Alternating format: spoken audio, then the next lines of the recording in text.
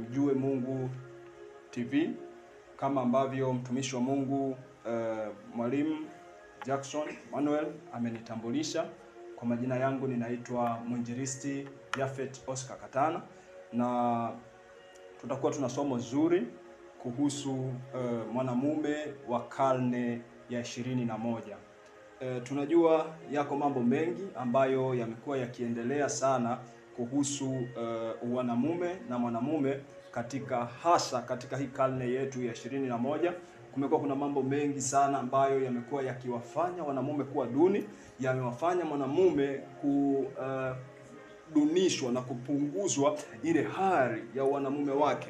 Lakini leo tutajifunza, itakuwa ni sermon au itakuwa ni kipindi ambacho kitakuwa ni back to the basics. Tutakuwa tunarudi katika msingi, tukitazama namna ambavyo Mungu alimkusudia mwanamume, na mwanamume anapaswa kusimama katika nafasi gani hata pale ambapo atakuwa sawa na vile Mungu anavyotaka awe. Na namshukuru mtumishi wa Mungu kwa kuleta hii program katika Mjue Mungu TV ambayo ni mwanamume madhabahuni, sababu sehemu nyingi tumeona wanamume wamekuwa wakisahaurika na basi wanawake tu pekee ndio wamekuwa wakipewa kipaumbele. Lakini leo tutakuwa tukijifunza kwa habari ya mwanamume wa karne ya 21. Tutaona mambo ya msingi ambayo yanakupasa au tayahitaji kuwa mwanamume katika karne hii ya 21. Tumejua katika miaka mingi sana, miaka ya nyuma, babu zetu au baba zetu huko nyuma, kwao ilikuwa ni rahisi sana kuwa mwanamume, lakini tofauti sana na kipindi hiki cha karne ya 21. Kuna idea nyingi, kuna maneno mengi sana ambayo yako yameinuka kwa ajili ya kumfanya mwanamume, kumtengeneza mwanamume kwa namna tofauti. Kuna semi nyingi zimekuwa zikiinuka, kuna mambo mengi ya kupingana na wanamume, kuna mambo mengi ya kutokea ya kukandamiza wanamume, na mambo mengi sana yamekuwa yakitokea kwa ajili ya kufanya tu wanamume wawe tofauti. Ndio maana unakuta kuna kauli nyingi zinatembea huko mitaani, utasikia wanamume ni mbwa, sijui wanamume wamefanya nini.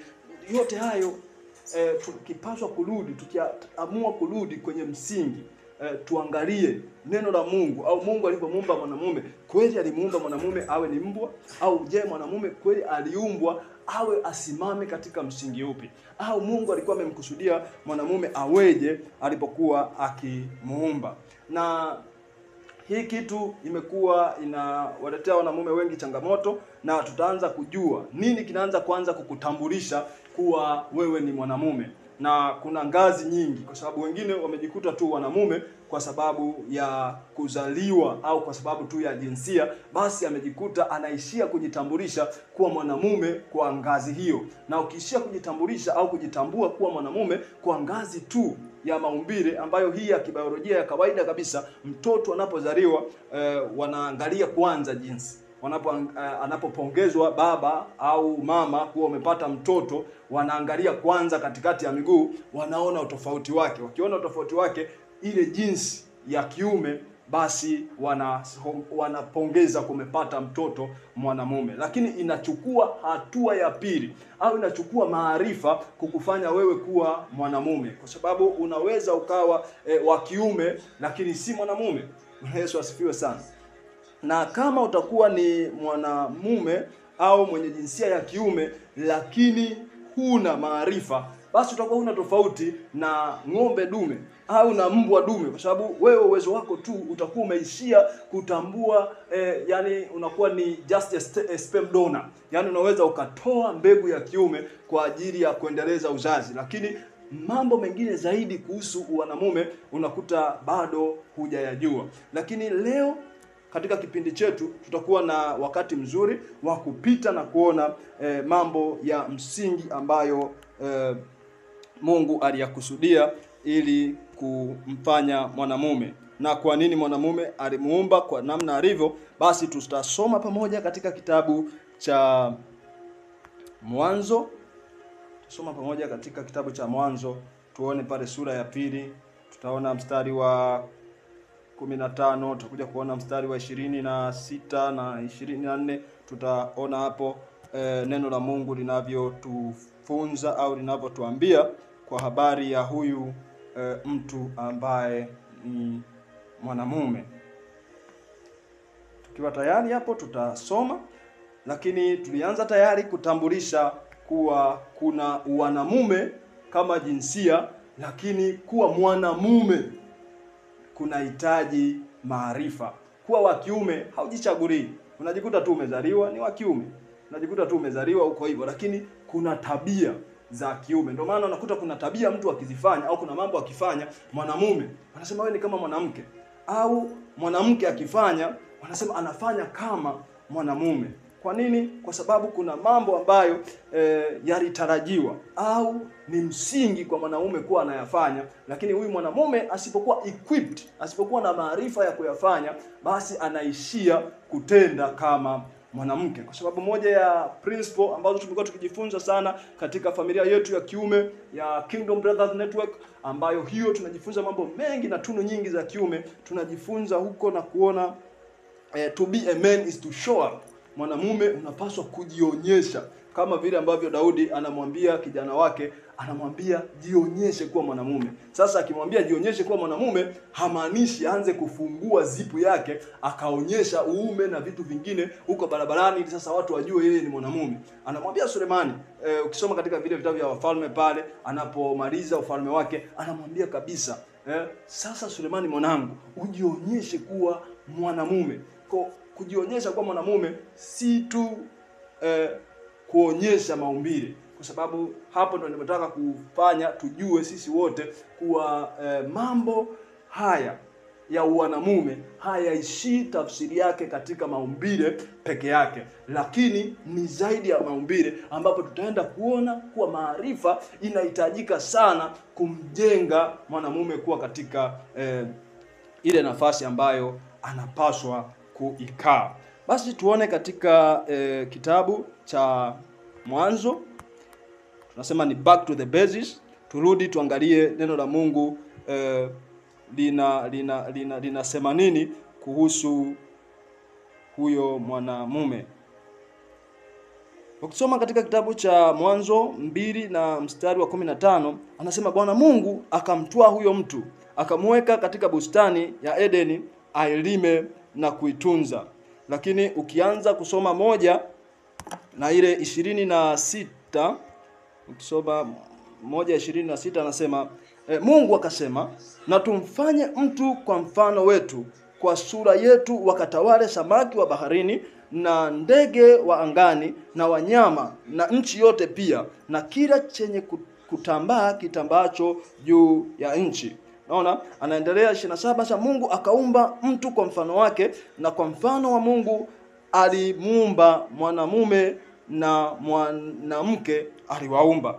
Unaona?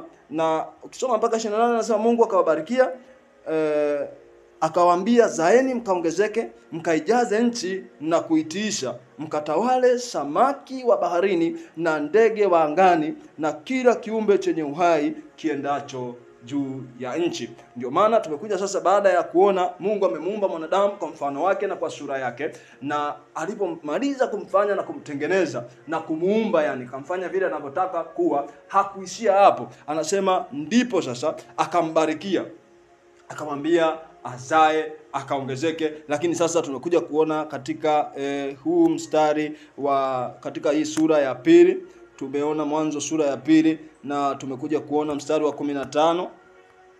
Mstari wa 15 tumekuja kuona Bwana akamtoa huyo mtu, akamweka katika bustani ya Edeni ili ailime na kuitunza.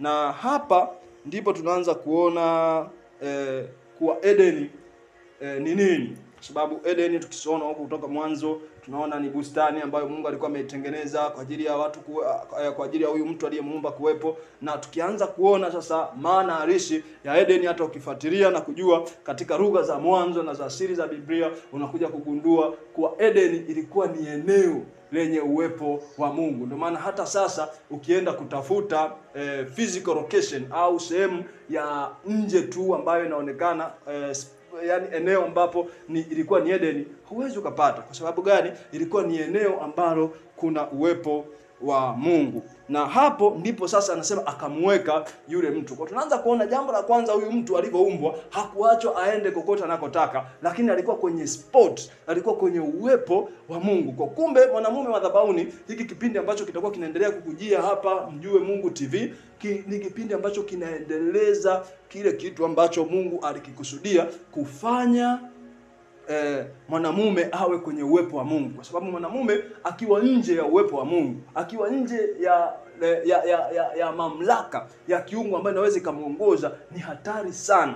Anaweza akafanya mambo ya ajabu sana, kwa sababu yeye aliumbwa kwanza ili afanye kazi zake vizuri, ili aishi vizuri, ili anende vizuri. Anahitaji kuwa chini ya mamlaka ya Mungu ambayo inakuwa inamtawala. Lakini watu wengi wanakuta wanataka tu, wanadhani aliumbwa ili aoe.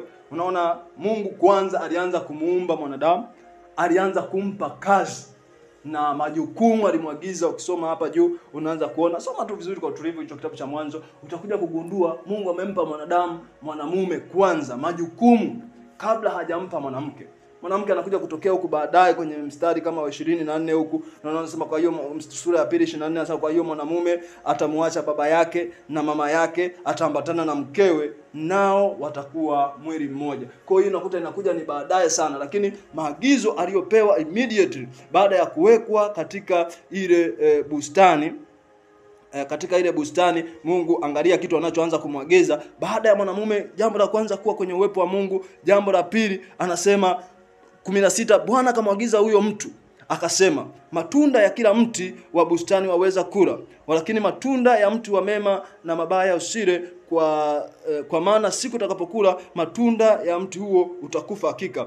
Bwana akasema si vema. Sasa unaona huko ndo anaanza kuona si vema mtu huyo peke yake, lakini maelekezo ya mwanzo huko ukianza kuyaona, unaona Mungu alianza kumpa wajibu wa kuwapa majina wanyama mbalimbali wa bustanini. Na Biblia inatuambia kwa uwazi kabisa, kila alichokuwa amekisema yule mwanamume au Adam, kikawa kinakuwa ndicho hicho. Alichokuwa kitamka kilikuwa kinakuwa ndicho hicho. Na tumerudi kidogo mwanzo ili tujue mwanamume ni nani from the basic, kutoka kwenye ule msingi na ile asilia ambayo Mungu alikuwa amekusudia tujue mwanamume ni nani. Na hapo tumeona kabisa kuwa mwanamume anahitaji kuwa kwenye uwepo wa Mungu. Lakini pili, tunakuja kuona jambo lingine la mkazo, kwa mwanamume anahitaji kwanza kazi kabla hata ya kumhitaji mwanamke. Na ninaposema kazi simaanishi ajira, ninaposema kazi simaanishi kibarua.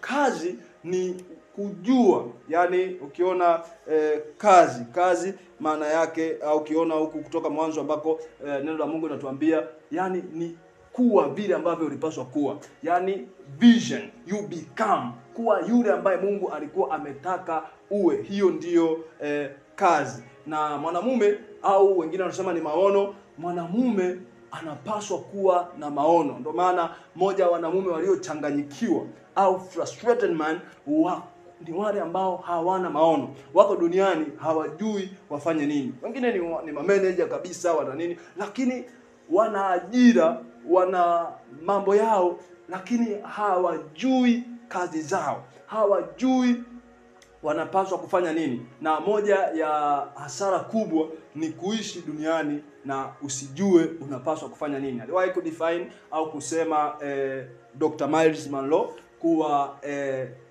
everything which its meaning or definition not known, abuse inevitable.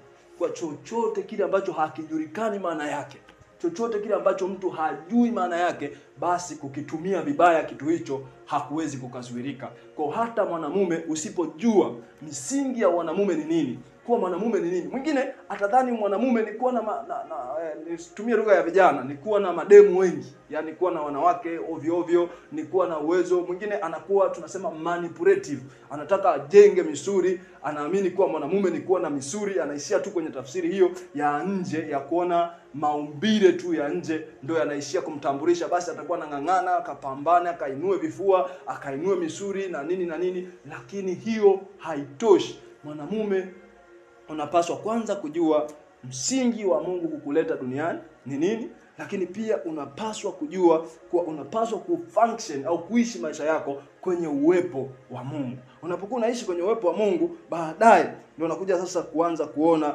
kuwa unahitaji kupokea hayo maelekezo au mwongozo ambao Mungu amekufanya kuwepo duniani, kwa sababu kuna namna ambayo Mungu ameikusudia, kuna namna ambayo Mungu amekufanya uwe ili uweze kutimiliza au kufanya yale ambayo Mungu anataka ufanye. Usipofanya kile ambacho unapaswa kufanya, basi ni hasara kubwa, ni hasara kubwa sana. Na ukisoma kitabu cha Mhubiri, anasema mtu akiishi miaka 100 au akaishi miaka mingi, lakini mwisho wake akakosa maziko, mtu huyo ni bora mimba iliyoharibika kuliko mtu huyo. Kwa ninakusii usije ukafikia hatua hiyo ya kuwa heri mimba iliyoharibika kuliko wewe, na wewe kabisa ni mwanamume na unanitazama. Ninaamini kabisa kupitia ufahamu huu ambao tunaendelea kujifunza, utaanza kukuletea, unaamsha kitu ndani yako, shauku ya kuanza kusimama na kufanya kile ambacho Mungu amekuumba kukifanya. Tumesema kazi, work is to become.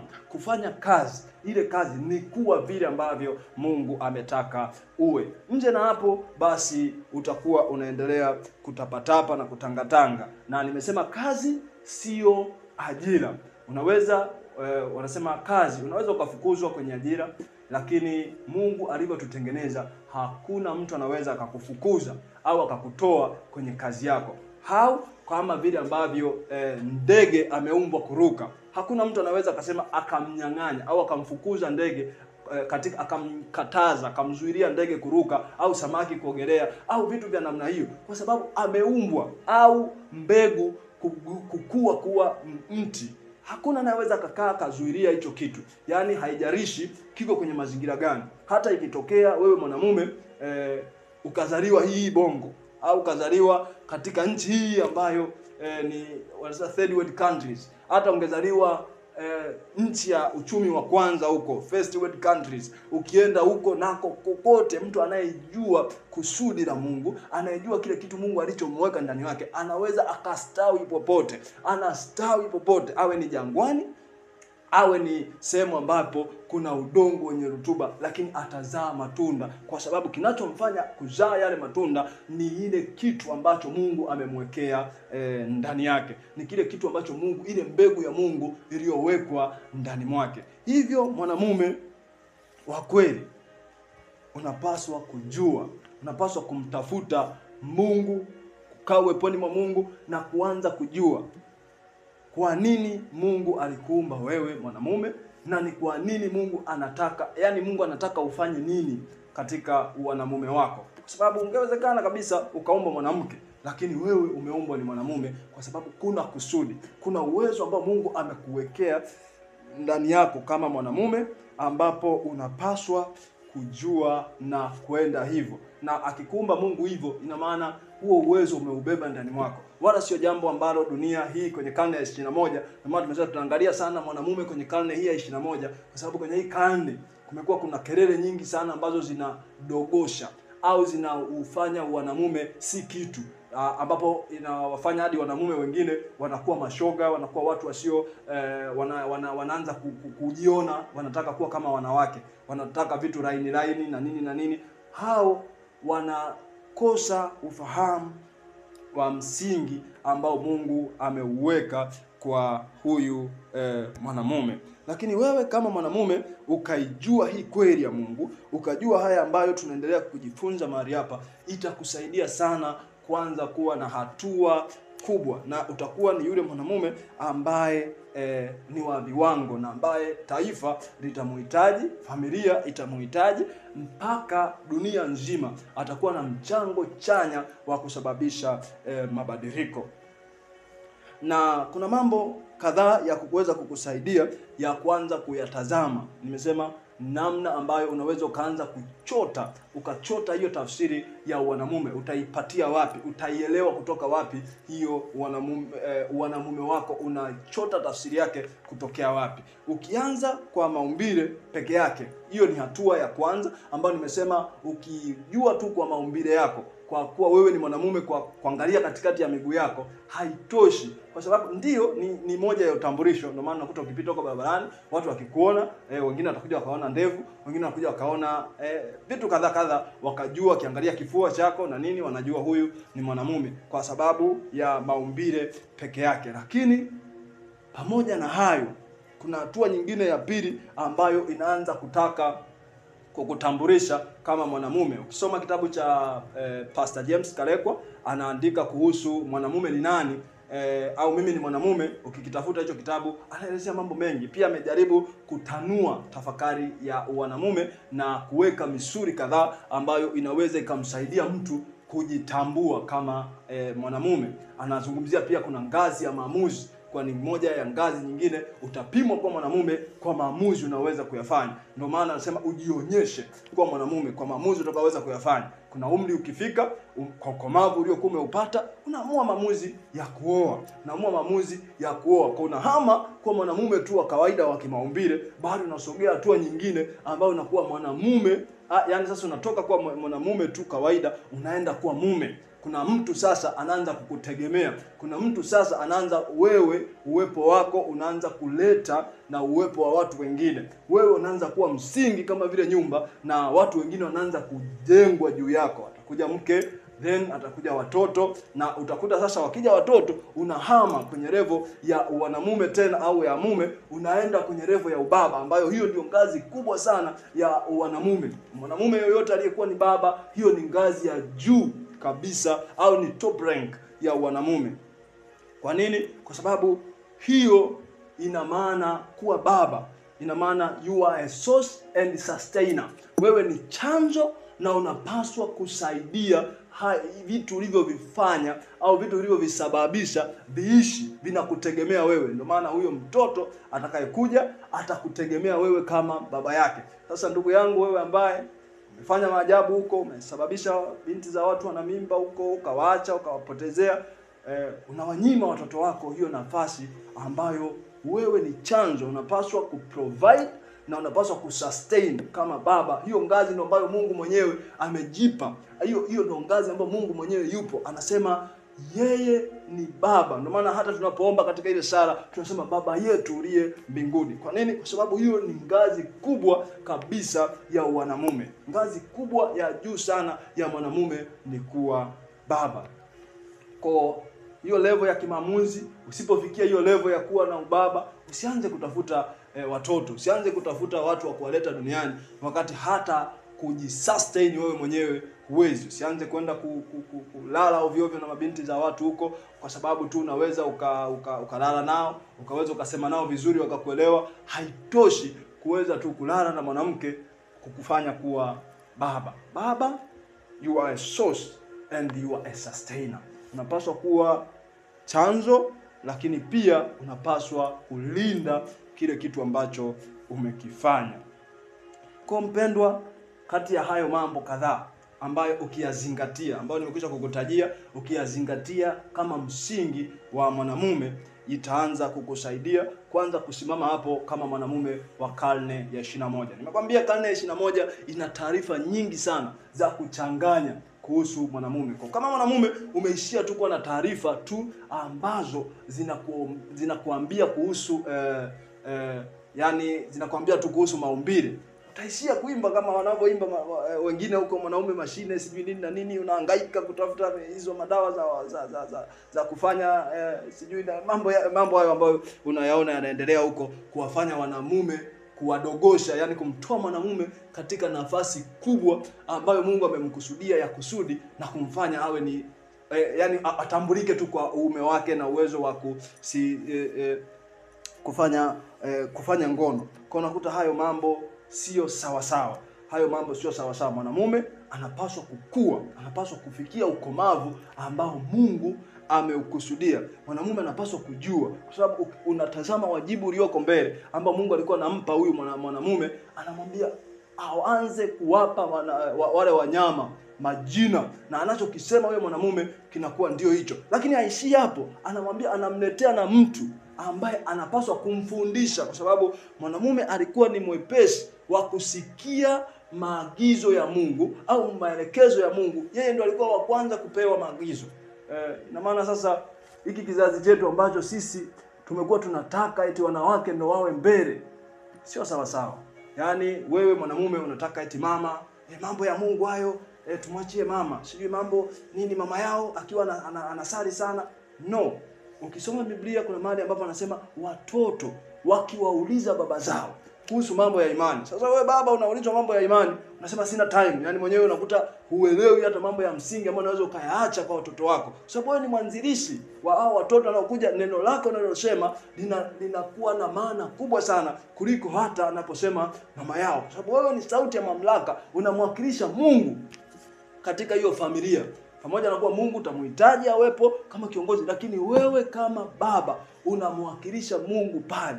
Wanaposema baba yetu aliye mbinguni, wanapaswa kuchota vizuri hiyo tafsiri yao, wakiona baba yao a responsible man, a responsible father. Kutoka hapa nyumbani wewe unafanya mambo ambayo yanawaletea kuona utofauti. Lakini nje na hapo utakuwa katika hali ya kuwachanganya hata watoto wako kuhusu imani zao. Watakuwa wakichanganyikiwa. Kwa nini? Kwa sababu hawaoni ule ubaba, hawaoni ule umuhimu wa ubaba. Wanaishia kila kitu wanaona baba tu ni wa kuleta ukorofi nyumbani, au baba ni yule ambaye anaagiza mambo ambayo hayafanyi.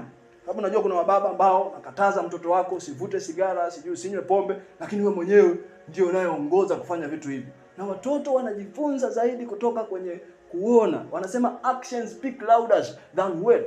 Yaani yale unayoyafanya yanazungumza sauti kubwa na ya juu sana kuliko hata yale unayosema na kuagiza watu wafanye au wasifanye. Kwa mtoto humtungii sheria tu, anapaswa kuona. Unaposema unapaswa kuwa na amani, hupaswi kutukana, hapaswi kuona ukitukana. Yaani yote hiyo vingine hufanyi sio kwa sababu ni dhambi au ni nini. Hufanyi kwa sababu unalinda uzao wako. Unafanya kwa sababu unataka kutengeneza kizazi cha watu ambao watakuwa kwa namna fulani. Nimesema mwanzo kabisa hapa tumeona mwanamume ndio aliyekuwa anapaswa kutoa maelekezo kuhusu, unaona Mungu amempa haya maagizo ya mti. Ukisoma hapa mwanzo amempa mambo ya mti wa kujua mema na mabaya, tunda hilo usile na nini. Mungu amempa Adam. Adam alipaswa kupitisha zile information kwenda kwa mke wake.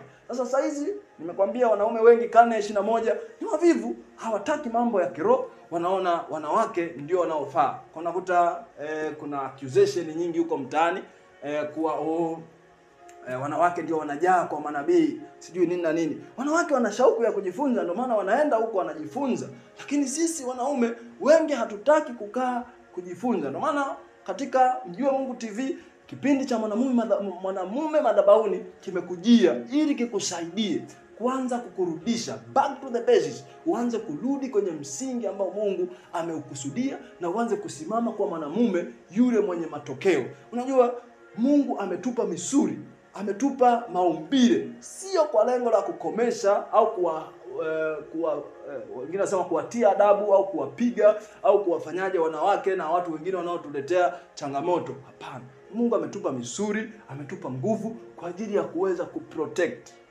Sisi tunapaswa kuwa walinzi, tunapaswa kuwa watu ambao tutawatunza vizuri kwa nguvu zetu tulizo nazo, sio za kupiga na watu, sio za kuharibu maisha ya watu, bali za kujenga. Tunaitumia ile nguvu kwa uchanya, tunaitumia ile nguvu kuleta matokeo tarajiwa, lakini hatutumii zile nguvu ambazo Mungu ametupa kwa ajili ya kupiga. Kwa sababu mwingine kidogo tu mke wako mmepishana kidogo tayari umeshainua makofi unapiga. Wanaume lazima uwe na misuri ya kufikiri.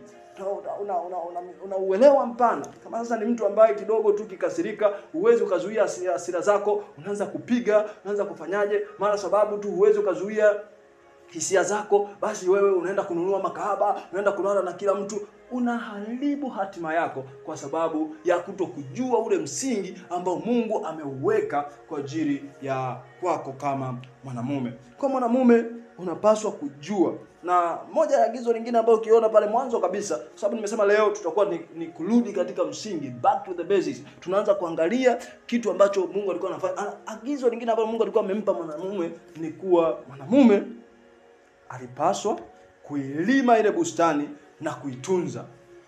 kuilima na kuitunza. Kwa mwanamume, vitu vyovyote ambavyo unakabidhiwa under your influence, vinavyokuwa chini ya ushawishi wako, unapaswa kuvitunza na kuvicultivate, anasema unapaswa kuvikuza, yani kuvifanya vitoke kwenye hali moja kwenda kwenye hali nyingine. Na kwa sababu ya maono, unaanza kuona mwanamume, Mungu anatupa uwezo wa kuona mambo zaidi ya yanavyoonekana. Mwanamume unapaswa kwanza kuwa na maono, kama nilivyokuambia, uwe zaidi ya hiyo kazi unayofanya, uwe zaidi ya kibarua ulichopata, uwe zaidi ya hayo mambo unayoona. Mwanamume unapaswa kuiona kesho, unapaswa kufikiri habari ya kesho. Watu wanaokuja watakaa kwenye migongo yako au watakaa kwenye mabega yako, utawabeba kwenda kwenye wataenda wapi kesho? Watasimama kwenye nini kesho? Kwa hiyo ndo wajibu wa mwanamume, na Mungu hicho kitu ameweka ndani ya mwanamume. Kila mwanamume, unakuta mwanamume sasa hana hicho kitu, haoni, yani anakuwa hajapata hicho kitu, anahangaika, anaanza kufanya vitu ambavyo ni tofauti na vile ambavyo Mungu amekusudia. Kwa Mungu ametukusudia hivyo. Kwa maana ukisoma Mwanzo kote huku na kuendelea, huoni popote ambapo Mungu anasema Mungu akaumba na kiti, Mungu akaumba na kitanda, Mungu akaumba na nini. Mungu aliumba mti. Alitarajia kabisa mwanamume anapaswa kuona meza ndani ya nini? Ya mti. Aone kitanda ndani ya ule mti, akisababishe ili wale watu ambao wanamtegemea basi waone. Mungu akaumba hata mavazi yote. Na unakuta hizi development, uvumbuzi wote ambao unaendelea kutokea, si tu yanajikuta yakitokea, lakini ni uwezo ambao Mungu ameuweka ndani ya wanadamu. Mungu ameumba, aliona ni vema, lakini hakusema ni mwisho wa mambo mengine kutokea. Aliumba kila kitu, alikiona ni chema, lakini ndani yetu ameweka kitu hicho kingine cha kukifanya. Tunapokaa na kualign kwenye misingi, tunapokaa katika ule mkao ambao Mungu ametaka tukae, basi ndipo tunajikuta tunagundua, tunaendelea kujijua, tunapata hiyo tafsiri ya wanamume ndani mwetu. Bila kuwa karibu na Mungu, mwanamume utakuwa na mahangaiko sana, kwa sababu naturally wanamume wameumbwa kuabudu, wameumbwa kwenye uwepo wa Mungu. Bila kuwa na Mungu na ukaribu na Mungu, utajikuta unahangaika sana. Na maana utajikuta unaenda kwa waganga, utaenda kufanya mambo mengine ambayo yani utatafuta kitu chochote cha kutaka kikae kwenye moyo wako, lakini hakitakaa na kutosha, kwa sababu hiyo nafasi ambayo Mungu ameiacha ndani mwako, hiyo gap ambayo iko ndani ya moyo wako, inahitaji Mungu peke yake, inamhitaji Yesu Kristo peke yake akae ndani ya moyo wako. Ndio sasa utajikuta unasikia utosherevu na unaanza kuona sasa maisha yako yakiwa na maana. Maisha yako hata ni hitaji kubwa la kila mwanamume kuheshimiwa. Lakini sasa heshima, changamoto moja, heshima huwa hailazimishwi. Huwezi ukapewa au huwezi ukapewa tu kama zawadi heshima. Heshima you must earn. Respect not granted. Hawakupi tu watu kukupendelea kama bwana chukua tuzo ya heshima. No. Heshima unaigharamikia.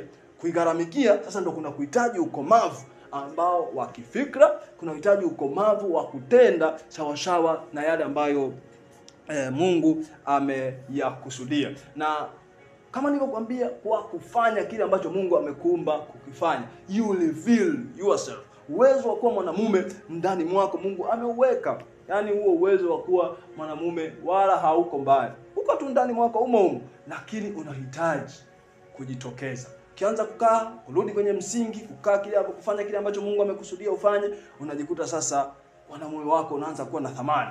Unapokuwepo unasababisha mambo chanya yanatokea. Unapokuwepo unatenda kwa busara. Unakuwa ni mtu ambaye si tu wa kusababisha matatizo kutokea, bali unasababisha mambo chanya yakatokea. Lakini natamani rafiki yangu ujue ya kwamba utakumbukwa kwa hayo mambo unayosababisha mambo yawe mazuri au mabaya. Yaani unayoyafanya tu, watu watakukumbuka siku zote. Kama umefanya uharibifu, basi kwa huo uharibifu wako utakumbukwa vile vile. Sasa kama hautaki kukumbukwa kwa mambo mabaya, lazima uanze kuwa determined, uanze kuzingatia kurudi kwenye msingi wa neno la Mungu. Lazima urudi kuwa karibu na muumbaji wako. Muumbaji wako yeye ndio anayejua. Tunasema anayetengeneza kitu, anayekiumba kitu, ndiye anayejua maana halisi ya kitu hicho. Wengine wote wanakuwa wanakisia. Yaani aliyetengeneza kisu ndio aliyekuwa na makusudi, yani ndio anayejua kusudi la kutengeneza kisu. Lakini wengine sasa ambao hawajui kusudi lake, wana abuse, wanaanza kutumia hicho kisu, wanajikata, wanatumia hicho kitu wanajiua. aliyetengeneza kijiko yeye ndo anajua alitengeneza kwa ajili gani. Lakini wewe unakuta mpaka saizi unapakia mkate Blue Band. Unadhani aliyekuwa anatengeneza alikuwa anawaza upakie mkate Blue Band? No. Lakini alikuwa na kusudi lake, na wewe unajikuta unatumika. Sio kwa kitafanya, lakini unakuta ni nje ya kile kitu ambacho kilipaswa kuwa bile.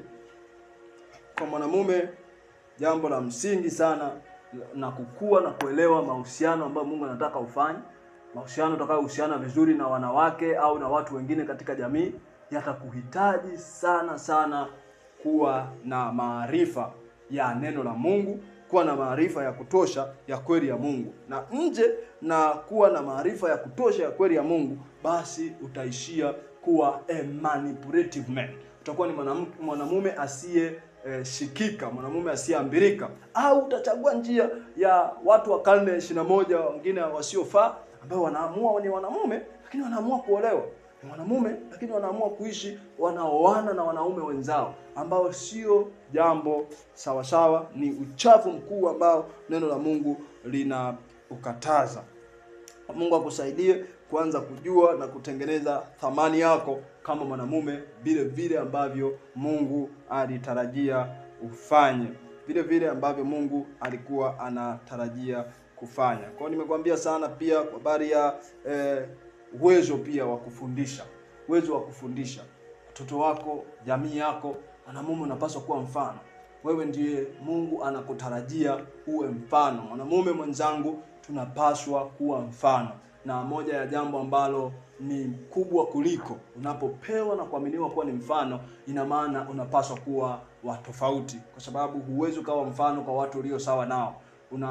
Kama ni maombi, baba, utapaswa kuwa unaomba zaidi. Kama ni kulisoma neno, baba au wewe mwanamume utapaswa kuonyesha mfano. Kama ni kuomba, utapaswa kuwa one step ahead ili watu wengine waone. Ili uwe mfano, lazima uwe hatua moja mbele, kwa sababu hapo ndio utakapoonekana kama mfano. Lakini kama utakuwa kawaida, utakuwa sawa na wao, basi utakuwa umefail kuonyesha ule mfano wa Mungu ambao alikusudia ufanye, au ule mwongozo ambao Mungu alikusudia utoe. Unaweza ukaendelea kutafakari tunapoendelea kujifunza, lakini vile kuanza kuona kitu gani ambacho Mungu amekuleta kwa ajili ya hicho duniani. Kwa nini Mungu amekufanya uwepo wewe mwanamume duniani? Kianza kutafakari. Sitaki kwenda haraka kwa sababu ninatamani liwe ni somo hili la mwanamume kwenye kipindi cha mwanamume madhabahuni la kukutafakarisha. Kwa sababu nimekwambia it is not easy to be a man in this 21st century. Katika hii karne ya 21 kuwa mwanamume sio jambo rahisi. Inahitaji maarifa ya kutosha, inahitaji ufahamu wa kutosha, na bila kuwa na huo ufahamu, basi utaishia kuzalisha, kusababisha matokeo chini ya kiwango. Lakini wakati mwingine basi utaishia kufanya mambo yasiyofaa na kuzitumia vibaya hizo nguvu ambazo Mungu amekupa, au uwezo ambao amekupa Mungu. Hautafanya vile ambavyo Mungu amekusudia uvifanye, lakini utatenda kinyume na kile Mungu alichokusudia ukifanya. Kwa hivyo mpendwa wangu mwanamume, tunaweza tukapata kwanza, kabla hatujaendelea, tunaweza tukapata dakika moja tukamwomba Mungu kwa ajili yako. Na wewe mwenyewe unapotafakari, tunapata dakika moja ambayo tunamwomba Mungu kwa ajili ya kutusaidia. Tutapokuwa tunaendelea kujifunza na kutafakari maneno haya, yako mambo mapya ambayo Mungu anaweza kayaweka kwenye moyo wako, kwa sababu hujakuepo hapa kusikiliza na kujifunza kwa habari hizi za kuhusu mwanamume na kurudi kwenye msingi wa kutazama mwanamume. Bahati mbaya, Mungu ametuleta hapa, anakusudi, kwa sababu kuna kusudi la Mungu lipo. Kwa hii dakika moja tutamwomba Mungu, lakini tutaendelea kujifunza na kuweka mkazo wa yale mambo ambayo tumekuwa tukiyatazama. Basi tuombe pamoja na mimi. Bwana Yesu, Mungu mwaminifu, ninakutukuza. Asante kwa sababu umetupa hili neno ambalo tunaendelea kulitafakari kuhusu mwanamume wa karne ya 21. Ninamwombea mtazamaji wangu huyu, mwombea huyu anayenisikiliza, neema yako Bwana katika jina la Yesu Kristo aliye hai. Baba, na umfunulie kujua, umjalie kuelewa ile nafasi yake kama mwanamume, umjalie kutambua. Na wewe unaweza kainua sauti yako kama unaendelea kumwambia Mungu shauku yako. Baba, umsaidie kuelewa na kujua nafasi ambayo umemweka kama mwanamume katika kizazi chetu hiki. Haukumuumba kuwa mwanamke kwa sababu ulikuwa una kusudi. Haukumfanya mwanamke kwa sababu ulikuwa una kusudi nao. Baba, ninaomba saa hii anaposikiliza, lile kusudi ambayo umeliweka ndani mwake, lile kusudi, yale maono ambayo Bwana umeyaweka ndani mwake yakaonekane, akayatambue, akayajue, kwa sababu ni hasara kubwa kama ataondoka duniani na pasipo kutenda yale ambayo Bwana ulimkusudia yatende. Ninamwombea neema yako, akapokee ufahamu. Roho Mtakatifu, ninajua maneno haya si maneno matupu, bali upo kuthibitisha maneno haya. Jalia msikilizaji wangu huyu akapokea ufahamu, akapokea uelewa wa kiungu wa kujua namna ya kurudi kwenye msingi wa kusimama kama mwanamume, katika jina la Yesu Kristo. Amen. Amen. Tunapoendelea na somo letu na kutafakari, kwa sababu ni somo la tafakari na linaturudisha kurudi kwenye ule msingi wetu ambao tumeuona kuwa ni mwanamume wa karne hii ya 21. Na kuna mambo mengi sana kama ukianza kuyatafakari na kuyaona, wanamume saizi ni tofauti sana na enzi za nyuma. Babu zetu huko nyuma ukitazama, ukiangalia, wao ilikuwa kuwa mwanamume ni rahisi sana. Kwa tu mtu ukiwa unaweza ukawinda, ukawaleta mawindo yako kwa familia, kafanya hivyo, ilikuwa tayari umekuwa umekamilika, ni mwanamume uliyekamilika. Lakini kwa kizazi chetu yanahitajika mambo mengi sana. Kwa karne ulionayo hii, kwa karne tulionayo hii, mwanamume mwenzangu, tunahitaji maarifa mengi. Tunahitaji kujidhabihu sana. Tunahitaji kuonyesha mfano, kwa sababu adui anawinda sana hii tunu ya kiume. Anawinda sana wanamume, anawinda sana kizazi cha kiume, kwa sababu anajua kama ataizima sauti ya kiume ndani ya mtu, basi atafanikiwa kufanya ajenda zake kwa ukubwa sana. Ndio maana nimekwambia kuna haya mambo kama ya kuoana watu wa maumbile ya namna moja. Hii inaua wanamume. Mwanamume aliyeingiliwa kimaumbile, tayari wanamume wake umezimwa. Hawezi akasimama akazungumza tena kama mwanamume. Na maana hali yake ya kufanya maamuzi, namna anavyojiona, namna anavyofikiri imepigwa. Na adui akipiga anaanza kuinua. Na maana kuta currently kuna women empowerment nyingi sana. Kuna mambo mengi sana, maarifa mengi sana ambayo yanatokea ya kuwainua wanawake, kuwafanya ni vichwa. Na hiyo ni moja ya kati ya mipango mikakati kabisa, haipo kwa bahati mbaya. Ni mipango mikakati kabisa ambayo adui anaiweka kwa ajili ya kuua wanamume ili ainue wanawake. Na anajua kama kitu kiko ambapo hakikupaswa kuwa, kinakosa stability. Na kikikosa stability, basi anaweza akakipiga kwa urahisi. Ndio maana unakuta wanawake wengi, sisemi kwa namna ya kuwasema vibaya, lakini wanawake wengi wanapokuwa wamekuwa wao ndo waamuzi wa mwisho kufanya maamuzi sehemu nyingi, yaani unajikuta influence yao kuwa influenced kufanya maamuzi, wanafanya maamuzi sana kwa sababu naturally they are emotional beings. Ni watu sana wanajali hisia. Kwa unakuta mambo yao, maamuzi yao yanakuwa sio imara, ni maamuzi ya kubadilika. Lakini mwanamume maamuzi yake mara nyingi yanakuwa ni maamuzi ya kusimama katika msingi. Ndio maana Mungu tangu mwanzo amemuumba mwanamume kusimama kama msingi wa familia. Wewe angalia familia ambazo wamama wana sauti kubwa kuliko waume zao. Angalia familia ambazo mama ana nguvu kuliko baba. Wewe angalia tu namna watoto watakapotokea, namna ambavyo maisha atakuwa kwenye hiyo nyumba. Mtoto ataweza kusikia sauti ya mtu mwingine, lakini ile mamlaka ya baba kuwepo, mamlaka ya ile kutambua ile nafasi ya ubaba, ndiyo inayosaidia mwanamume kushow na kusimama na kujionyesha, kama ambavyo tumeona kuwa mwanamume ni kujionyesha. Nimekwambia tunajifunza tunu nyingi sana za kiume katika familia yetu au katika network yetu inaitwa Kingdom Brothers Network, ambapo huko tunajifunza, tunakuwa na men's camp ambapo huko tunaendelea pia kujifunza na kuwekana wazi. Tunaona mambo mbalimbali, tunajifunza mambo ya shujaa aliyejeruhiwa, unazungumza mambo mbalimbali huko, tunajifunza mambo mengi ambayo yanatujenga na kutusaidia kuwa tunawezaje kukabiliana na pressure zinazokuja za ulimwengu huu, na tukaendelea kuwa wanamume wa viwango vile vile ambavyo Mungu alitaka katika karne hii ya 21, na tusikimbie. Wengine wanasema wana left group, yani wanakimbia group la wanaume, wanaenda pamoja na kwa wanaume tuko wachache. Ukiangalia hivyo, ukiangalia tu kwa hii sensa ya hizi zinazoendelea na sensa ya dunia na ya idadi ya watu, ukiangalia wanaume ni wachache, lakini bado kuna wanaume nao bado wanakimbia tena, wanaanza kujifanya tu kama wanawake na maisha kama haya. Kwa sisi tunapaswa kukeep hiyo purity, kuendelea kusimama katika msingi wa kiume, tunaendelea kujifunza, na inapaswa iwe msingi wako wa dhati, sababu huwezi ukawa naturally mwanamume ni kiongozi, lakini kama hauna maarifa, basi utawaongoza wanaokufuata shimoni. Alisema Bwana Yesu wazi kabisa kuwa kipofu akimuongoza kipofu wataishia wote shimoni. Kwa kama mwanamume utakosa maarifa ya kutosha, maarifa sahihi, utaishia kwenda shimoni, na wanaokufuata nao wataenda pamoja na wewe, watakufuata huko shimoni. Kwa kama mwanamume, zingatia sana hili, na zingatia sana hili kuwa unapaswa kuwa na huu uwezo kutafuta maarifa. Wako watu wengi ambao wanaendelea kushare na wanaendelea kujifunza. Hata huu muda wote ambao umekaa hapa unajifunza, unanisikiliza na unatazama na unatafakari, yote ni moja ya kukusaidia, ni njia mojawapo ya kukusaidia kuwa mwanamume wa viwango katika hii karne ya 21. Katika hii karne ya 21 tunahitaji sana wanamume kusimama kwenye nafasi zao. Tunahitaji sana, uwe ni mwaliko wangu kwako.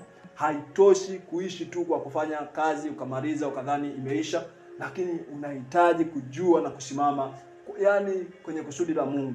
Napaswa kwa uwazi kabisa kutambua kufanya kazi na kupata pesa sio jambo baya, lakini ufalme wa Mungu unakuhitaji. Ufalme wa Mungu unakuhitaji kama mwanamume. Ufalme wa Mungu unakuhitaji ushow up, uonyeshe mfano, uwe icon katika utumishi, uwe mfano katika kumtumikia Mungu. Mwanamume unapaswa kuwa mfano katika kila jambo linalohusu mambo ya huduma, linalohusu mambo ya kulijua neno la Mungu, yanayohusu mambo ya ibada. Mwanamume unapaswa kuwa mfano.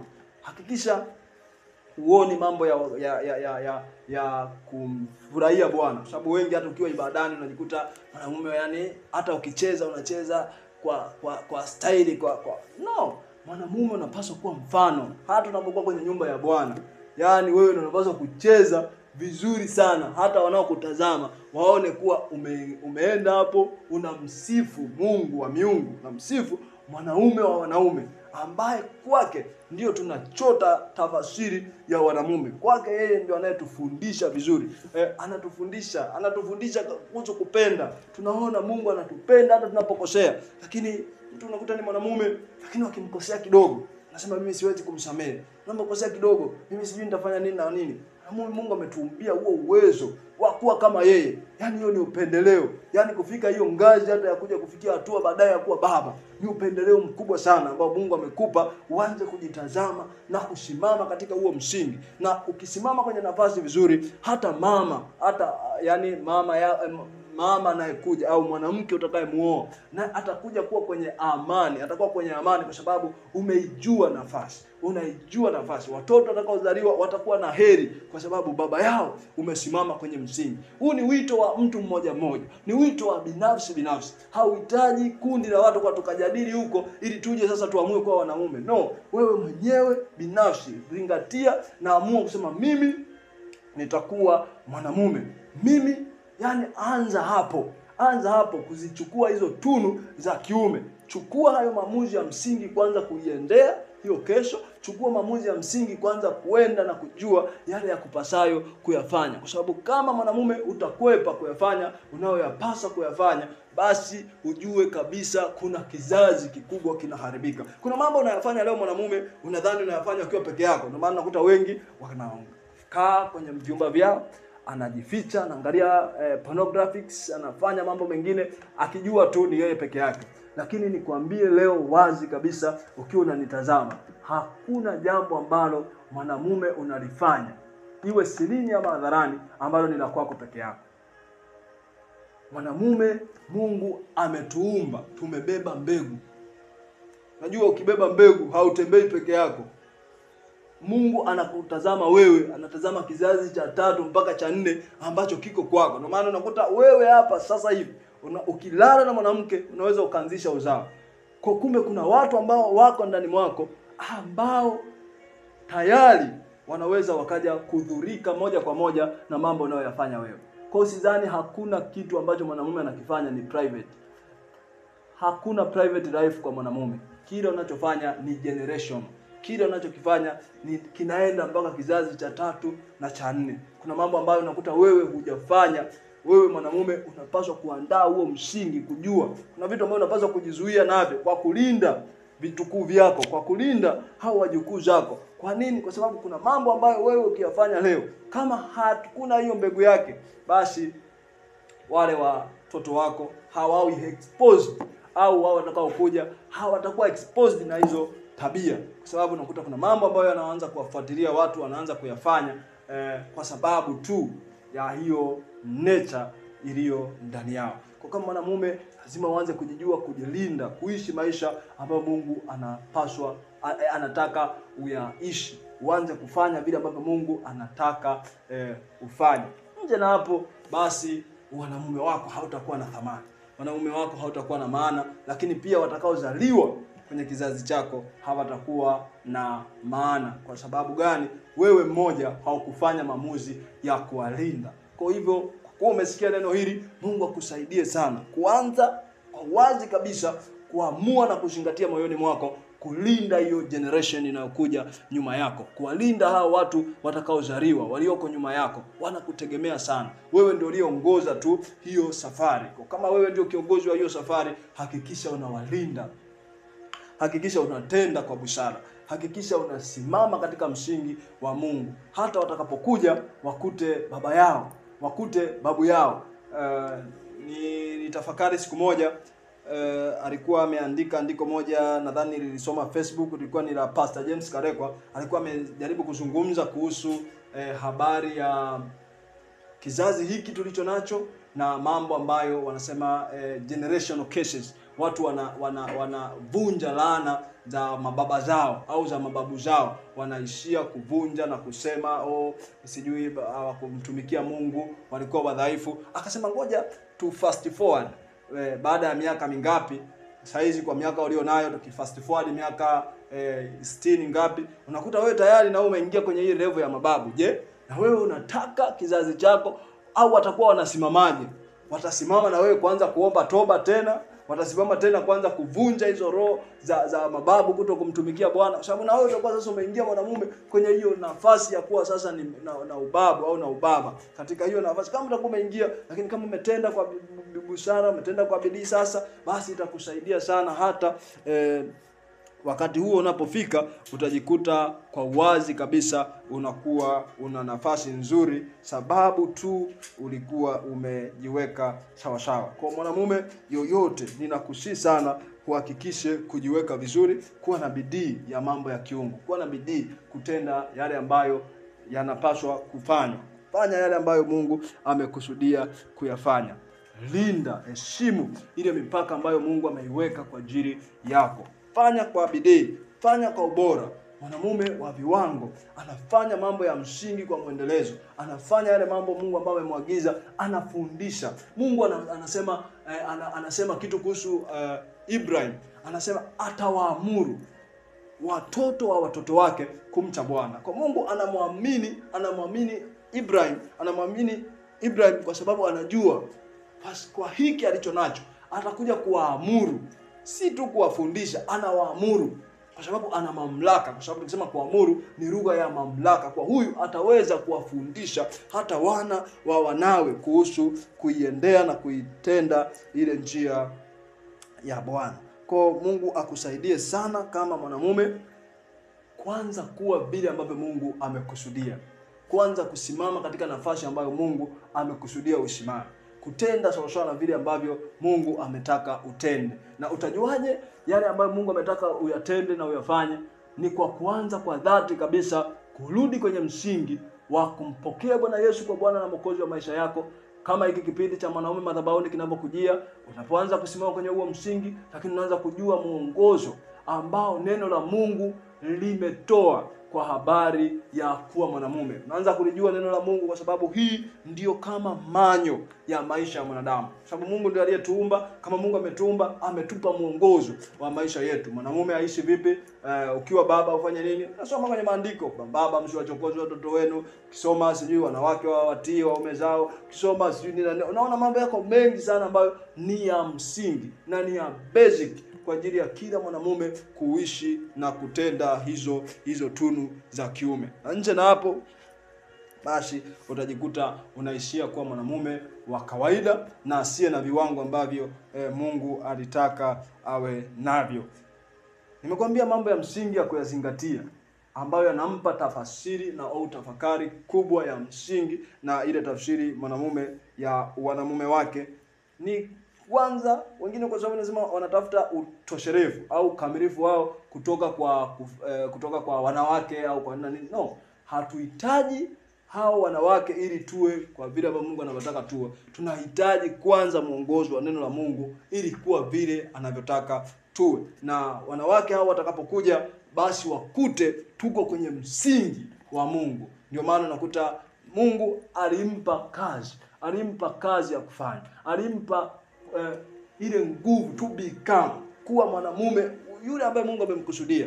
Alikuwa yuko busy akifanya ile kazi. Ndio maana utoshelevu wa mwanamume hata hauko katika wanawake, ila uko katika kazi ambayo Mungu amekumbia uifanye. Na raha kubwa zaidi ni kupata tena na mwanamke atakayekuja kukusaidia kuikamilisha ile kazi, kuitenda ile kazi ambayo Mungu amekuumba kuifanya. Kwa kama huijui, haujui kusudi, haujui yale ambayo unapaswa kuyafanya, basi maisha utakayoishi kama mwanamume yatakuwa ni frustrating sana. Utakuwa bado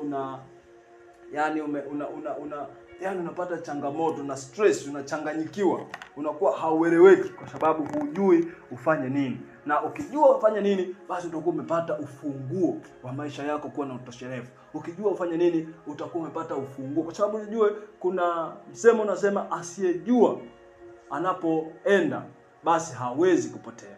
Asiyejua anakokwenda hawezi kupotea, kwa sababu yeye kokote atakapokwenda basi atakuwa anaenda tu ndo huko, kwa sababu alikuwa hakuna mahali anakoenda. Lakini kama ukajua kule ambako unapaswa kwenda, basi hata ukifanya tofauti utakuwa unaelewa kabisa kwa hapa ninapotea. Na nimekwambia kabisa, mwanamume wa kweli ukirudi katika msingi, basi utatambua kuwa mwanamume wa kweli na wa msingi anapaswa kuwepo uweponi mwa Mungu, na utajiweza kujionyesha wanamume wako vizuri kutoka kwenye huo msingi wa neno la Mungu. Nje na hapo, basi utakuwa uko kuendelea katika changamoto na utakuwa hauko katika ule msingi ambao Bwana ameutaka uwe nao. Kwa Mungu akusaidie sana. Na nilikwambia kabisa, wanamume wako unapaswa kuchota katika tafasiri ya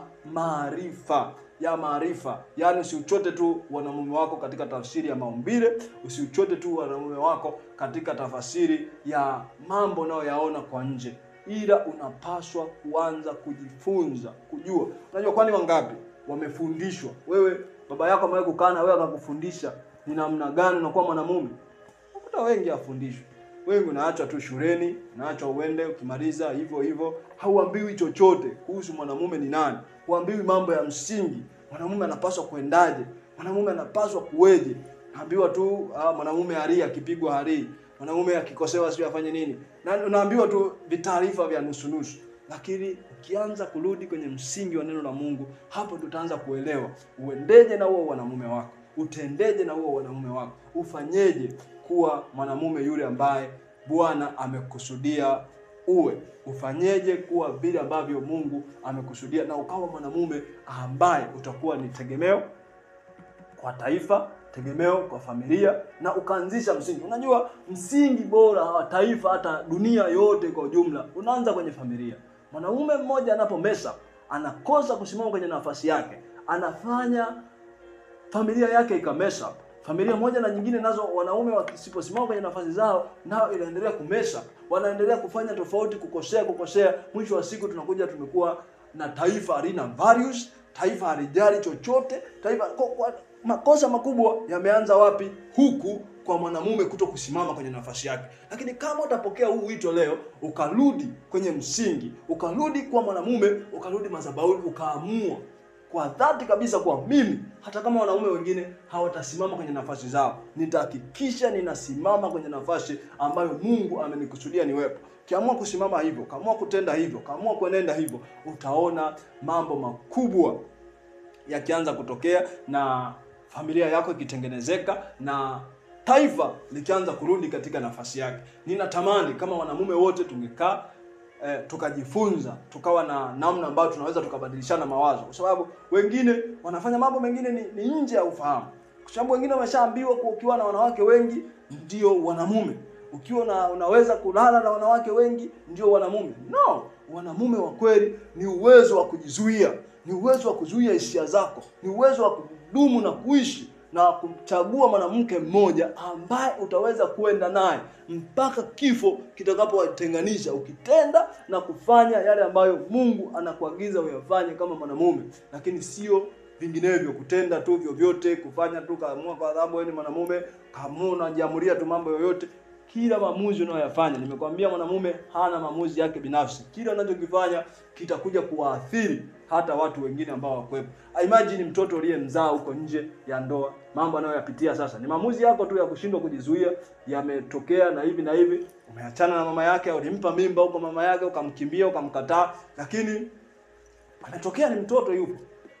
Yale maamuzi yako tu ya kushindwa kujizuia yanamsababishia mtu mwingine, au mtoto wako huyo anapata matatizo, anasafa kwenye changamoto mbalimbali kwa sababu ya wewe kuto kujizuia. Kwa mwanamume unapaswa kuwepo katika nafasi yako, na ukisoma pale mwanzo unakuta Adamu alipotoka kwenye ile nafasi yake ambayo Mungu alimweka awepo.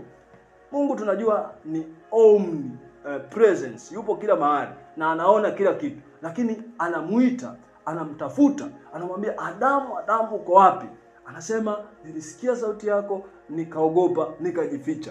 Naona kwa kumbe alitoka kwenye ile nafasi ambayo Mungu alimweka. Sijui kama upo kwenye nafasi ambayo Mungu alikuweka, sijui kama unafanya kile ambacho Mungu alikusudia ukifanye. Kama haufanyi kile ambacho Mungu alikusudia ukifanya, ni wakati wako leo wa kurudi magotini pako. Yani ninatamani kae upate wakati wako wa utulivu. Pata wakati wako wa utulivu. Muombe Mungu, sema Mungu, ninatamani, ninahitaji kujua njia yangu. Kwa sababu nimekwambia anayetengeneza kitu ndo anayejua kusudio la hicho kitu. Anayekifanya kitu ndo anayejua msingi wa hicho kitu. Kwa kaa chini utafakari tena wanamume wako. Kaa chini muombe Mungu. Mwambie Bwana, ninarejea kwako. Ninarudi kwenye uwepo wako. Azima simu yako kabisa. Toka kwanza kwenye mitandao, tafuta utulivu. Isiwe siku moja wala mbili. Ukiendelea kumfuata Mungu na kupata muda wako wa utulivu, walau kila siku, hata kama ni saa moja unatenga, unakaa unatafakari maisha yako, tafakari kesho yako, ulikotoka na ulipo, unataka kwenda wapi? Tafakari Mungu, tafakari Mungu alikokutoa, tafakari maisha yako unataka yaweje. Ukikaa kwa kufanya hivyo, utajikuta sasa unaanza kuyaona maisha kwa sura tofauti na ulipokuwa unayaona. Lakini kama hauna muda, kwa sababu moja ya kitu ambacho adui na mambo yameleta teknolojia hii karne ya 21 ni kukosa utulivu. Unakuta mtu akipata muda wa yeye peke yake na Mungu, anakimbia, ataenda Facebook, ataenda kwenye mtandao wa kijamii, ataenda X, ataenda Instagram, ataenda TikTok, ataanza kuangalia videos na nini, atatafuta vichekesho, ile tu kuogopa ule muda wa utulivu wa kumtaka kujua nafasi yake, ya kumtaka kujua relevance yake, ya kutaka kujua. Unajua maisha tulionayo hapa ni kama maua. Sisi ni wapitaji na wasafiri. Leo tupo, lakini kesho hatuko. Kama tuko leo, lazima tujue hekima ya kutumia wakati vizuri. Ndio maana neno la Mungu ukisoma katika ni wa Rumi kama sio wa Filipi pale, ni wa Kolosai, wa Kolosai 5:15 na kuendelea pale. Anasema tukiukomboa wakati, kwa maana zamani hizi ni nyakati za uovu, au ni zamani za uovu. Zama tulizo nazo zina uovu mwingi, zina taarifa nyingi, na unapokuwa huna taarifa sahihi, ina maana unaangamia. Ndio maana ukisoma katika Hosea 4:6 anasema watu wangu wanaangamizwa kwa kukosa maarifa. Ukikosa maarifa, ina maana uko gizani. Unapokuwa uko gizani, huwezi ukaonyesha nuru halisi ya wanaume wako. Unapokuwa uko gizani, huwezi ukatenda sawasawa na vile ambavyo Mungu alitaka utende. Na unapokuwa gizani, basi wewe unatawaliwa na adui Shetani, kwa sababu neno la Mungu limetuambia wazi kabisa ya kwamba mtawala Shetani ni prince of darkness, yani Shetani ndiye mtawala wa giza. Ina maana kwenye kitu chochote usichokijua, basi master wako kwenye hicho ni Shetani. Lakini Mungu wetu Bwana Yesu ni prince, yani yeye ni mfalme wa nuru. Ndio maana amekuja anatufanya sisi wenyewe, hata sisi kuwa nuru ya ulimwengu. Anasema ninyi ni nuru ya ulimwengu. Kama mwanamume, unachokifanya unapaswa kuwa nuru ya ulimwengu. Je, unachokifanya kinaangaza, kinaonyesha matumaini mapya kwa watu wengine? Unachokitenda, je, kinawaonyesha watu wengine uzuri na ukuu wa Mungu kama mwanamume? Kama mwanamume unapaswa kukaa, unapaswa kujijua kwa wewe ni nuru ya ulimwengu. Unapaswa kujua kwa wewe ni chumvi ya dunia. Kwa popote unapokuwepo, unapaswa kusababisha ladha ya uchanya. Watu wamuone Mungu kupitia wewe. Ukiwepo mahali, watu wajisikie amani, wajisikie kumuona Mungu, wajisikie kumwabudu Mungu. Kwa nini? Kwa sababu kuna mwanamume mmoja amesimama kwenye msingi wake. Mwanamume wa karne ya 21. Ni wito wangu kwako, kwa kama kuna jambo la msingi utafanya, ni kuamua leo kwanza kufuata maarifa. Kwa sababu ukiyakataa maarifa, basi Mungu anakukataa wewe. Amua kuyakubali maarifa. Amua kuyafuata maarifa. Amua kuyafuata maarifa, mpendwa. Tunapokuwa tunaelekea mwisho wa somo letu, ninakusihi sana, yafuate maarifa. Yafuate maarifa. Tafuta maarifa. Anasema kama itakupasa kuuza vyote ulivyo navyo, viuze ili upate maarifa. Lakini kama utakuwa na vyote ulivyo navyo lakini huna maarifa, hakuna ulicho nacho. Kwa sababu unaweza ukapoteza kila kitu ndani ya dakika moja. Lakini ukiwa na maarifa, basi yatakusaidia kujenga hiyo value na kurudi katika ule msingi. Mahusiano yako na Mungu ndio yawe msingi wa mahusiano ya kwako na watu wengine. Lakini ukianza kuhusiana vizuri na Mungu, itakuwa ni msingi wa vile ambavyo unahusiana na jamii, itakuwa ni msingi wa vile utakavyoenenda, itakuwa ni msingi wa yale yote unayoyatenda. Ukihusiana vizuri na Mungu, kajenga mahusiano yaliyo sawa sawa na Mungu, yatakusaidia kuwa vile ambavyo Mungu amekusudia uwe. Na moja ya jambo kubwa ambalo linaendelea kuangamiza wanamume wengi ni kiburi cha kujifunza. Sababu wanamume wengi kwa na kiburi, kwa ninajua watanifundisha nini, ataniambia nini. No, wote tunahitaji kujifunza. Yani iwe ni shauku yako, uwe na njaa na kiu ya haki ya kujifunza neno la Mungu, ya kujifunza maarifa mbalimbali. Soma, wekeza maarifa, jifunze, tafuta maarifa, soma vitabu, sikiliza watumishi wa Mungu, jiongezee maarifa. Kwa sababu unapojiongezea maarifa, anasema ufahamu mwema unaleta upendeleo. Soma katika Mithali. Unapokuwa na ufahamu mwema, unapata upendeleo hata unaposimama, na utajua ile kalama iliyo ndani mwako, utajua ile maono ambayo Mungu ameweka ndani mwako. Na anasema kipawa cha mtu kinamleta mbele ya watu wakuu. Lakini kama hauna muda wa kutafakari kama mwanamume, ukajua una kipawa gani, ukajua Mungu amekuwekea viwekezo gani ndani mwako, basi utaishia kuwa mtu wa kawaida na hautaweza kusimama mbele ya watu wakuu. Na kama ukatambua neno la Mungu linavyotufundisha, basi utajua yale ya kupasayo. Na yote yanayohitajika kuwa mwanamume yako ndani mwako. Yote umeyabeba ndani mwako. Na ni vile tu utaanza kutafuta maarifa mapya, ni vile tu utaanza kujinidhamisha kuitafuta kweli.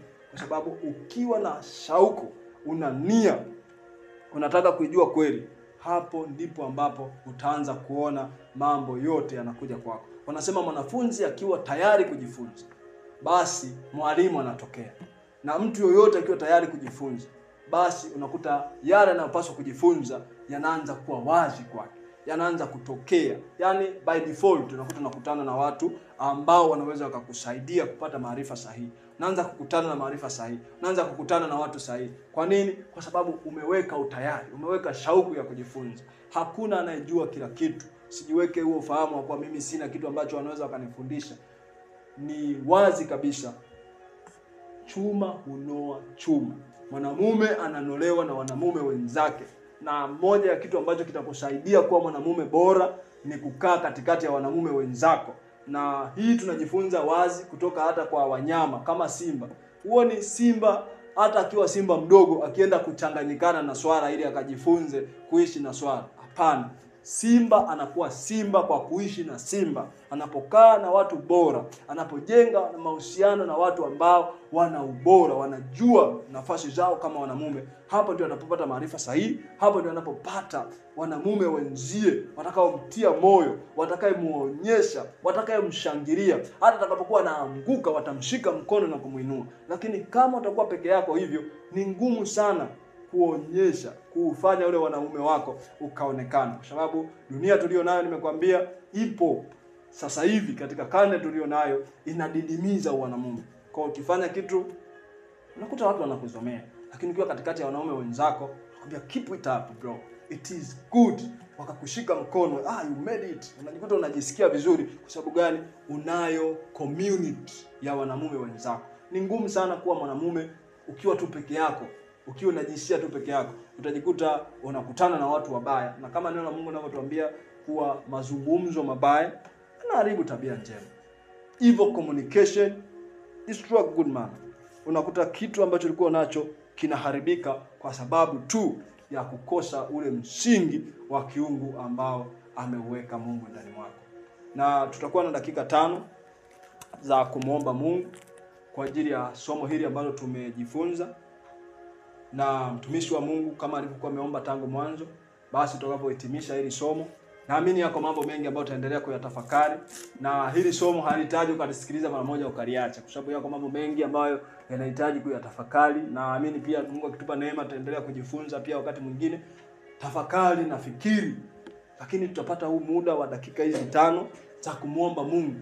Muomba Mungu atusaidie. Na wewe mwenyewe inua sauti yako, mwambie Bwana, ninaomba unisaidie ili niwe mwanamume yule ambaye ninapaswa kuwa. Nitaomba pamoja na wewe, lakini pia na wewe inua sauti yako, mwambie Bwana, ninaomba unisaidie. Ili tusiwe na muda mwingi zaidi, lakini tuwe na hizi dakika kidogo 5 tu.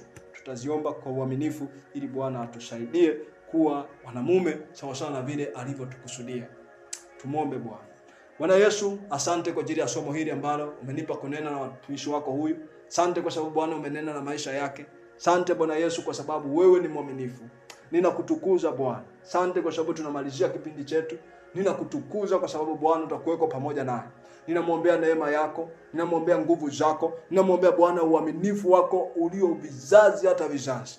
Mungu ambaye yoyote anayekuja kwako haujawahi kumwacha. Baba, ninamleta mikononi mwako mtumishi wako huyu. Ninamwombea neema yako Bwana ikamsaidie. Baba, ukamuinue na kumwezesha, ukamjalie kurudi kwenye nafasi yake kama mwanamume, katika jina la Yesu Kristo aliye hai. Katika jina la Yesu Kristo aliye hai. Mambo yoyote aliyokuwa ametamkiwa, mambo yoyote aliyokuwa ameambiwa ya kwamba yeye hafai, ya kwamba hawezi kuwa mwanamume, ambaye mwingine aliitwa mwanamume ni suruali, mwanamume suruali, lakini ninamwombea neema yako Bwana ukamrejeze kwenye viwango vya kuwa mwanamume wa viwango na mwanamume wa heshima. Ninamwombea nguvu zako Bwana, anaponitazama akapokea nguvu ya kumrejeza kwenye viwango, akapokea nguvu ya kumrudisha kwenye msingi, akapokea nguvu ya kumfanya kuwa mwanamume wa viwango, katika jina la Yesu. Katika jina la Yesu. Taifa linamtegemea, familia inamtegemea, dunia nzima kwa ujumla inamtegemea. Baba, akaonyeshe kile kitu alichokuwa nacho, ile mbegu iliyokuwa ndani mwake ya kiume ikachipuke na kuwa mti mkubwa, ikachipuke na kwenda kuvifaa vizazi, ikachipuke na kwenda kuwa mtu mkuu, katika jina la Yesu Kristo. Asibakie kuwa mtu wa kawaida, asibakie kuwa mtu wa kawaida katika jina la Yesu, katika jina la Yesu, katika jina la Yesu, katika jina la Yesu. Ninaita ile wanamume wake waliokuwa huko ndani mwake, kokote kama alikuwa amejiona dhaifu, katika jina la Yesu Kristo asiwe dhaifu tena, akapokee nguvu zako Bwana, akapokee uwezesho wako Bwana, akainuliwe tena, akarudi kwenye ule msingi ambao Bwana umemkusudia, akarudi kwenye ule msingi. Tafsiri yake ya wanamume ikawe ni tafsiri sahihi Baba, akapate maarifa sahihi kuhusu wanaume, akapokee maarifa sahihi kuhusu wanamume wake katika jina la Yesu Kristo, katika jina la Yesu Kristo. Akawe na moyo uliopondeka wa kupokea maarifa, wa kupokea maarifa, kwa sababu mtu anayepokea maarifa Bwana ndiye unayemsaidia na kumgeuza na kumpa hatua zaidi. Amepokea maarifa haya Bwana, yasiondoke na kuibiwa ndani mwake, bali akabaki ndani mwake na kumsaidia kuendelea kuinuka na kutembea katika ule msingi ambao Bwana umemkusudia, katika jina la Yesu Kristo aliye hai, katika jina la Yesu Kristo aliye hai. Baba, ninamwombea neema yako Baba, ninamwombea nguvu zako Baba, ninamwombea uwezesho wako, kamsaidie Roho wako Mtakatifu anayelihuisha neno lako, akamhuishe nafsi yake, akamhuishe wanaume wake, akaione thamani yake. Yes, haijalishi anafanya kazi, haijalishi hana kazi Baba, ukamuonyeshe lile kusudi ambalo limuumba alifanye. Mwingine pamoja na hiyo miaka aliyonayo Baba yangu, ninaomba umsaidie akaliishi hilo kusudi lake pamoja na umri alio nao, ukampe spidi ya kulitenda na kulitimiliza hilo kusudi lililokuwa ndani mwake. Ninamwombea Baba uwezesho wako, ninamwombea Baba hiyo nguvu yako ya kumfanya kutenda sawasawa na vile Bwana ambavyo umemkusudia, katika jina la Yesu Kristo aliye hai. Baba, asante kwa sababu umenisikia. Asante kwa ajili ya mtumishi wako huyu. Asante kwa sababu Bwana utaendelea kusimama pamoja naye. Ninakutukuza kwa sababu wewe ni mwema. Asante kwa sababu Baba umetupa huu wakati mzuri wa kujifunza neno lako. Umetupa wakati huu mzuri wa kutambua kuhusu mwanamume na mwanamume wa karne ya 21 na katika kipindi chetu hiki cha mwanamume madhabahuni. Tunaomba neema yako Bwana iendelee kutusaidia, tukaendelee kujifunza mambo mengi sana kuhusu mwanamume kupitia mahali hapa, katika jina la Yesu Kristo aliye hai. Ninakutukuza Bwana. Asante kwa sababu wewe ni mwema. Asante kwa sababu wewe ni mwaminifu. Asante kwa sababu wewe ni mkuu. Asante kwa sababu wewe unastahili. Asante kwa sababu wewe ni Mungu, uko pamoja na sisi. Liinuliwe na kutukuzwa jina lako. Ninakutukuza Bwana. Asante kwa sababu umetusaidia, katika jina la Yesu Kristo. Amen. Bwana akubariki, na ninakushukuru kwa kuwa umefuatilia somo hili, na kama nilivyokuwa amenitambulisha mwalimu tangu mwanzo kuwa tumetokea Kingdom Brothers Network na tumekuja kuzungumza nawe hapa Mjue Mungu TV, na ninakualika sana subscribe hapo, uendelee kufuatilia mafundisho mbalimbali ambayo yanaendelea kuwekwa hapa, kwa sababu yanaendelea kutujenga na kutusaidia, na vile vile unaweza ukazidi kufanya mawasiliano na sisi, na hata hapo kwenye comment tutakusaidia namna ya kujumuika na wanaume wengine ili kuwa mwanamume wa viwango na kuwa hapa madhabahuni. Basi Mungu akubariki, na ninamkaribisha mwalimu aendelee. Asante sana. Barikiwe. Amen. Amen.